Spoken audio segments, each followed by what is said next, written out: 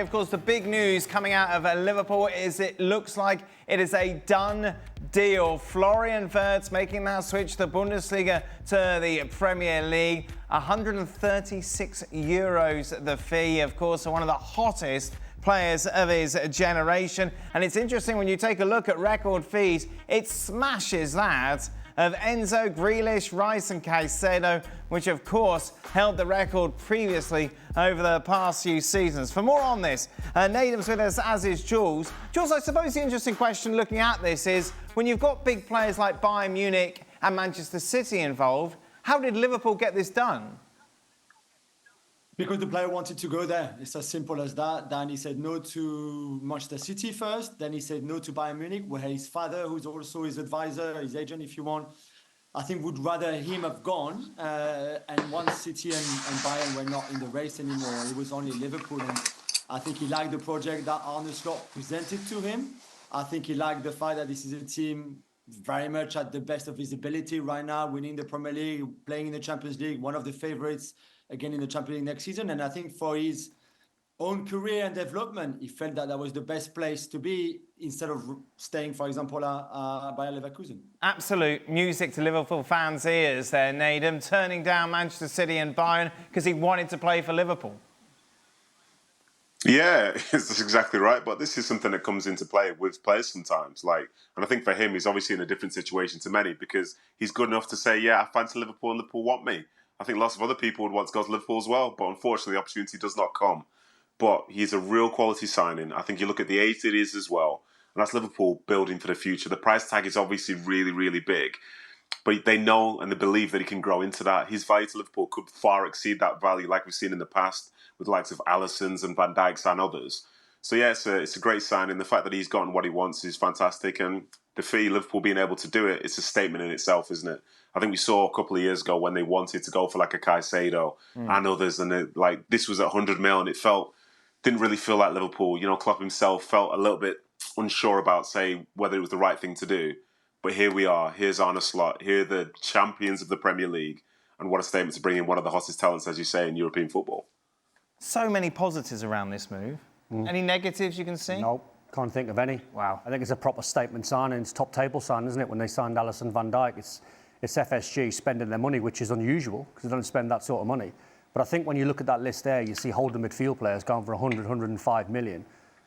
That number had to be about what it was that they had to pay for him. And I think the statement comes from Florian Wirtz turning Bayern down and turning Man City down and wanting to go to Liverpool. So that puts Liverpool in a fantastic situation, a fantastic position to be in. I think over the next, when the window opens next, you'll see Liverpool sell 3 or 4.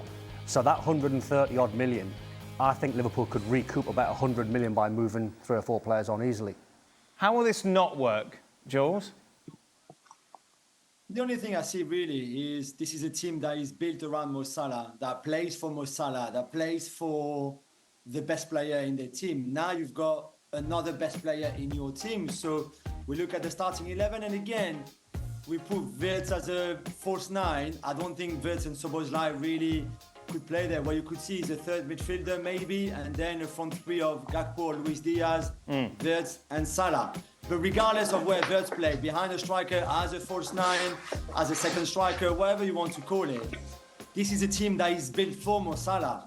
The ball goes to Salah. He's the guy.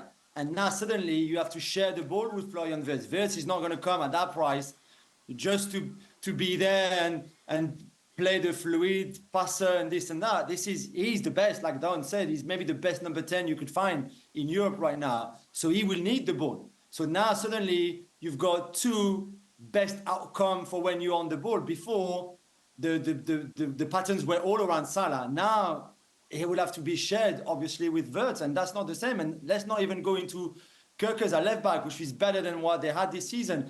Frimpong at right back, who is a very different right back than Trent Alexander-Arnold. I suspect Gravenberch could drop into a 3 with Van Dijk and Konate in possession, and then Frimpong and Kerkers would be very attacking and also would want the ball. So it'd be a fine balance to find, but that's the only thing really you can look at when you talk about Florian Wirtz at Liverpool. As it's Don's last day, before he heads back, we thought we'd give him the opportunity to give us his far too soon predictions when it comes to the top 6. Obviously, yesterday you were trying to convince us that Manchester United would finish in the top 4. It'd be interesting to see who is in the top. Oh, Manchester United aren't even in the top 6 now. What? I mean, the jacket. I mean, let's have a look at the jacket first of all. Before so many comments about the jacket would lead me straight to HR. Right. So we won't talk about that. Right. So even you can't deny that top 5 is pretty good because that's the top 5 that finished in that order last season. I don't understand what you mean. Well, so I mean, Liverpool finished first, Arsenal finished second, City third, Chelsea fourth, Newcastle fifth. So that is, by the way, that's a little bit incorrect because I didn't put Aston Villa there, I put Tottenham there. Oh, okay. I changed it at the very last second. Right. And the reason why Did you tell anyone? I told the top girl, I told Lou, okay. and she said she'd do it, but she obviously hasn't. Right, so, okay. Without getting Lou into trouble. The reason why I took Villa out at the last minute because they're going to be playing Europa League football on a Thursday and Tottenham are going to be playing Champions League football. So they're going to be playing Tuesday, Wednesday. Yes. Villa have got Thursday night football, which might hinder them. They've lost Asensio, they've lost Rashford. So originally I had them down as 6th. Okay. I then changed it and put Tottenham in. Okay, let's start at the top. Liverpool, big favourites, yeah. Nedum, and there's no question about that, considering the performance they put in last season and what they've done already. Yeah, I would say so. Although, as we've seen historically, why did your voice go high them, in to a be honest, weird a lot of way? teams. Because I don't know. I was trying to decide whether I was going to lie or tell the truth. I'm going to take the avenue of telling the truth. I think the fact that you're trying to retain your title is a different sort of pressure. I think the hunger of the teams behind them is going to be greater again because they wanted to have a chance to do that themselves. So yeah, they will arrive as favourites because Arne Slot's done such a fantastic job in that first year. But as we've seen with the signings that Jules has mentioned there, these are new players trying to fit into a system which has proven to be successful. Will they hit the ground running? We're not sure. The talent is obviously there. But is it a guarantee that they'll be there? I'm not sure. I'd probably make them slight favourites, yes. But I think the two teams behind them in Arsenal and City, they'll be right there. I think those two teams can look at their last season and know that they had major slip-ups in key moments, but they'll just be craving consistency, and I think they are capable of doing that. But I think it's going to be a fantastic race. But yes, maybe I would say Liverpool are just slight favourites right now. My intrigue comes from Man City. As I've said before, right. Pep has signed a lot of players. You haven't been exactly well, I just don't feel that excited by their signings. No, because You've upset a lot of people. I've watched these players for a long time. Underwhelmed, I believe you said you were. Yeah, I just think they don't look like a Pep signing. Like Cherky's honestly, fantastic ability, amazing ability. But when you look at the midfield players that they've got and the signings that he's made, Aït-Nouri's not a grade A signing. Reinders is coming off a fantastic year, but he's not a grade A player. The guys on the left-hand side, Marmoush is the one that stands out. But Reinders was the best player in Serie A, wasn't he, last season? He was, but so that's quite a high grade. No, it is, but he wasn't the best player because Scott McTominay got voted MVP, but I get what you're saying, he had a brilliant season. But Marmoush on the left is a standout player. Nico Gonzalez, is he going to displace Rodri? And then you mention all the midfield players that they've got. Where does Reinders get in this team? They've got loads of midfield players and quality midfield players. Off the back of Pep telling us 2-3 weeks ago he wanted a smaller squad. He said he would resign with a big squad, yet he's made these players. And when I look at the players on the right-hand side, all right, take Reinders aside, they don't feel like grade A players. They don't feel like when they signed John Stones or Kevin De Bruyne or Bernardo Silva or Erling Haaland, these guys. No, it's these guys who you brought and you go, they are like proper grade A players. What was that we're seeing there? I can hear Nedum's voice cracking a little bit, and that's my predicted side. What I would say, if he can get a tune out of Phil Foden, he could be Man City's Florian Wirtz. He had a disaster season last season, which we all have as pros, and hopefully Phil Foden comes back to his best, because he could be an amazing player for Man City this season. But the signings are a little bit, I don't know, they don't seem amazing to me. Wow. Nedum, you were making some sort of weird cat purring noise. Yeah.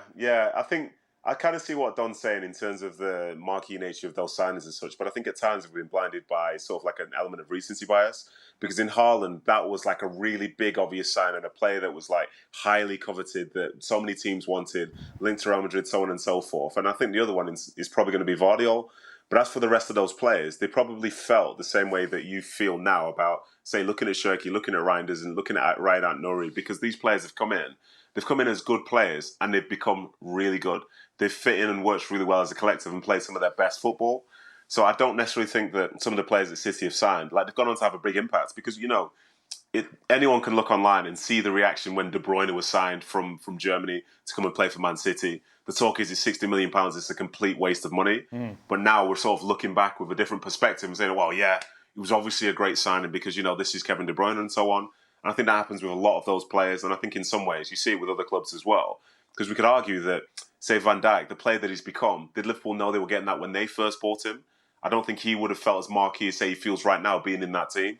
So I think those players, especially being as young as they are, they can improve. And one thing that you see with City, their title success has never really been built around one individual. Yes, certain people can play better than others within any particular season, but it's about the collective. And I think those players really add options. And for me, I think Guardiola is one of the best coaches in the history of the game. And I think the way that he'll see their strengths will allow City to be more competitive. And if they have good health, I think they could do something really special next year. Yesterday, you were getting excited about Cunha and Mbeumo. Oh, we had a great argument, When didn't you we? take a look at the signings that City have made, you can't argue that they're stronger, better, have more potential than those two. No, they have. So why is it different? Because I've seen Ryan Aït-Nouri, and I'm just going to talk about him for a long time. And 3-4 years ago, he looked like one of the best left wing-backs in world football going forward, but he cannot defend. So Man City, when you close your eyes and you think of a goal going against Man City in the last 18 months, it's on the transition.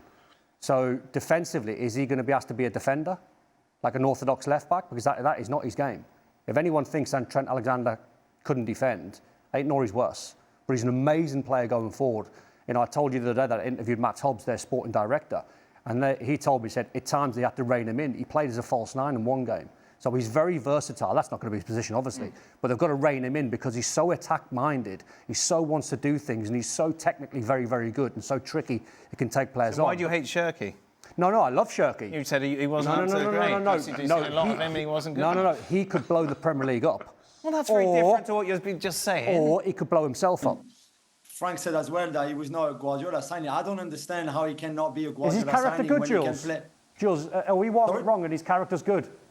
You, don't include me in What this. do you mean about character? Well, I don't know. Personality-wise, The rumours that you hear, he's not particularly a team player. He's very much an individual. He's a maverick. People who say that haven't watched him play this season. This season that just finished was his best season by far. Yeah. Where finally, for somebody who started with the Lyon first team at 16, finally the maturity was there. The good thing that Paulo Fonseca did when he arrived at the club is make him understand what positional football is, really, which is exactly what Guardiola does. So for him to go from Fonseca to Guardiola and having 6 amazing months with Fonseca to Guardiola is perfect. And Guardiola would not sign a player that was not compatible with his football anyway. They're not stupid at Manchester City. Yes, Wirtz was the number one, the plan A, but plan B was Ryan Cherki for much less money, obviously. But he had to play at Lyon in the second half of the season, even the first half of the season, to be fair, but especially the second half of the season under Fonseca, very much positional play, position football, where he wants the ball all the time. Usually before, when he was younger, he used to try to get wherever the ball was. So he would be as a, let's say, a right midfielder, a right winger, but yeah, the ball was on the left and he wanted to go there because he hadn't touched the ball for 2 minutes. That has changed. His maturity is much better. I think he's a perfect Guardiola signing. I think he would be great in the Premier League. It's a big step up. I give you that. And we've seen a lot of players going from France to England, Germany to England, whatever the country, where the step up was hard, especially in a rebuilding Man City team. But for me, he's got everything to be good under Guardiola. And the chat that Guardiola had with him already, playing him as a number 10, which is his best position, although he can play in very different positions. But that was the one really where I think he feels the best. And Pep said, this is where I want you to play as well. So I just can't wait to see him to see him working under Pep and see how much he improves. Right, you've upset Jules in the French now, questioning Cherki's character. Let's move on to Manchester United, who you won a lot of friends with yesterday, defending them, saying that you could see them finishing top 4. And now all of a sudden I ask you for your top 6 and they're not even in it. Right. So the guys listening in, there's very much context to this conversation. Okay. Because you posed the question yesterday with the signings of Cunha, with the signing of Mbeumo and potentially Osimhen or Gyökeres, where could they finish? And I said with those signings they could, and I said push for top 4. Right. As we sit here today, they've only signed Cunha. Okay. So therefore, I have not got them anywhere near the top 4 with one signing. Why have you got Spurs who finished below Manchester United finishing in the top 6? Because I think Thomas Frank's got a better squad of players to work with. What's giving you that idea?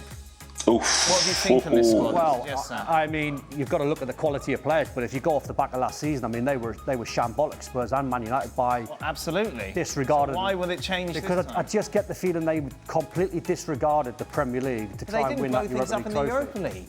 Huh? They didn't blow up in the Spurs? Europa League. They won it. Yes, they won it. But they you didn't sit back and go, wow, No, they really were saving themselves. Look how brilliant they've No, been. I didn't agree with what Postecoglou did by sacrificing all that Premier League What have you seen form. in this squad that makes you Because think they're going to jump 10 positions? Because I look at the players that they've got, and I think they're so much better than what they showed last year. They were horrendous last year, but they had a manager who didn't suit this group of players. They played sort of carefree football, like fullbacks just going wandering where you want. A doggy go and play where you want. It was never by design that a doggy was playing inverted or Pedro Porro being inverted. Again, you close your eyes, you see a Tottenham goal, two fullbacks will be 60 yards up the pitch. Thomas Frank will coach these players, good players, a better squad than what Man United have got, in my opinion, as we sit here today. And I think he'll coach them into playing the positions much better than Postecoglou did. He'll ask a doggy to be a left back, and he'll say to Porro, be a right back. And he'll have them more organised. That's what Thomas Frank, in my opinion, when I said yesterday, he's a connector. He connects, I think, fans to the team. More so, I think he's a very, very good manager in organisation and making sure that the team he plays, whether it's home and away, a different system, whether it's home and away, he organises his players, he organises a team. Nedum, if you're in Mbeumo, where do you go? If it is United, what's that noise? What's going on? No, I don't know. I think you do. It's a good question.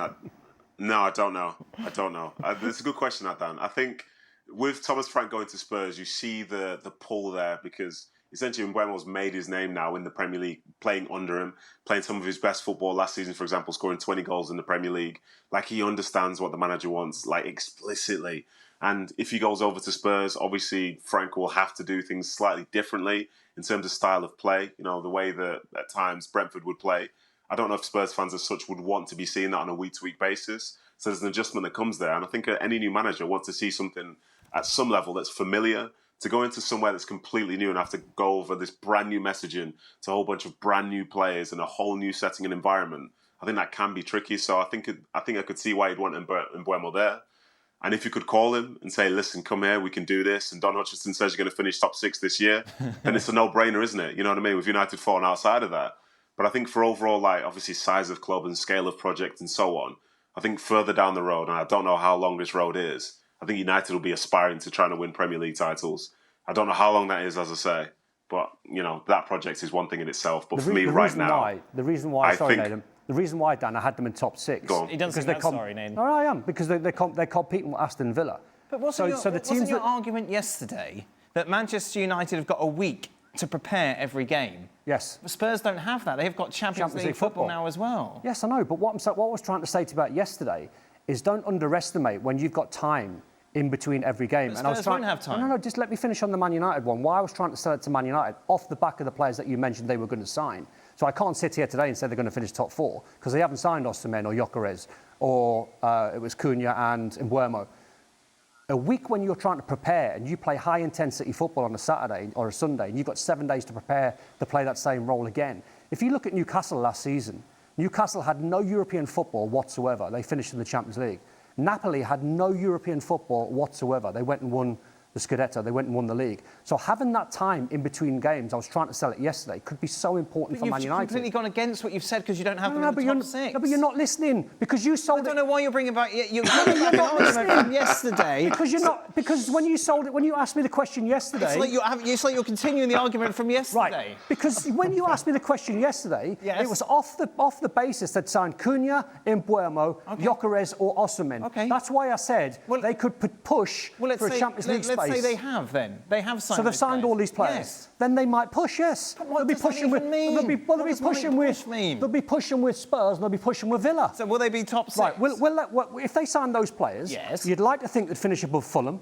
You'd like to think they'd finish with Brentford, and you'd like to think they'd finish with Bournemouth. These were the teams that finished in and around 7, 8, and 9. Right, okay. So they'll finish above them with those players. Yes. So then they're competing with Spurs and Aston Villa to try and finish a few places higher. Okay. Newcastle are in Champions League. The last time Newcastle were in the Champions League, we finished, I think, 7th in that season because we couldn't cope with a smaller squad. Right. So you've got to try and look at it. And I was trying to say to you yesterday, and Nedum, I'm pretty sure, will back me up on it. Oh. The fact that when you haven't got any European football to play, it could be a massive advantage for But Man you haven't United. got them in the top 6. Because you haven't signed the players that I mentioned.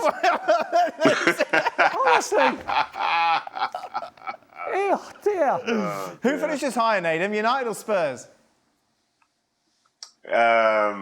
Respectfully, next year, I think if United sign a couple, I'd say United. I'm leaning that way because they can't be as bad as they were last year. They cannot be. And as Don said, it is significant that they're not playing games midweek.